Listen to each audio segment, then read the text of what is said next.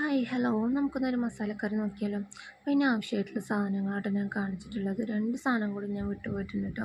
കുറച്ച് തേങ്ങയും ചെറിയുള്ളിയും ആവശ്യമാണ് കേട്ടോ. അപ്പോൾ ഞാൻ ഫസ്റ്റ് തന്നെ ഉരുളക്കിഴങ്ങ് വേവിച്ചെടുക്കാം കേട്ടോ. ഉപ്പും മുളക് പൊടിയും മഞ്ഞൾപ്പൊടിയും മല്ലിപ്പൊടിയും കുരുമുളക് പൊടിയും ഇട്ടിട്ട് കേട്ടോ. പിന്നെ ഞാൻ ഇഞ്ചിയും വെളുത്തുള്ളിയും ചെറിയുള്ളിയും കൂടി പേസ്റ്റാക്കി വെച്ചിട്ടുണ്ട്. പിന്നെ കുറച്ച് തേങ്ങ ഞാൻ വറുത്തിട്ട് ജസ്റ്റ് ഒന്ന് മിക്സിയിലിട്ട് ഒന്ന് കറക്കുക കേട്ടോ. വെള്ളമൊന്നും ഒഴിക്കല്ലേ കേട്ടോ, ജസ്റ്റ് ഒന്ന് കറക്കി വെച്ചാൽ മതി കേട്ടോ. പിന്നെ ഞാൻ ചട്ടി വെച്ചതിലേക്ക് സൺഫ്ലവർ ഓയിൽ ഒഴിച്ച് കൊടുക്കുന്നുണ്ട്. എണ്ണ ചൂടാകുമ്പോൾ നമുക്കതിലേക്ക് വെല്ലുള്ളി ആഡ് ചെയ്യണം കേട്ടോ. വെല്ലുള്ളി നമ്മളൊന്ന് മൂപ്പിച്ചെടുക്കണേ. ഒന്ന് മൂപ്പാണ് വരെ ഒന്ന് ഇളക്കി കൊടുക്കണ്ട. പിന്നെ നമ്മൾ ഇഞ്ചി വെളുത്തുള്ളിയും ചെറിയുള്ളിയും കൂടി പേസ്റ്റാക്കി വെച്ചിട്ടുണ്ടല്ലോ, പേസ്റ്റ് തന്നെ ആക്കണം കേട്ടോ. അതൊന്ന് ആഡ് ചെയ്തിട്ട് നമ്മളൊന്ന് ഇളക്കി കൊടുക്കണേ. പിന്നെ കറിവേപ്പില ആഡ് ചെയ്യുന്നുണ്ട്.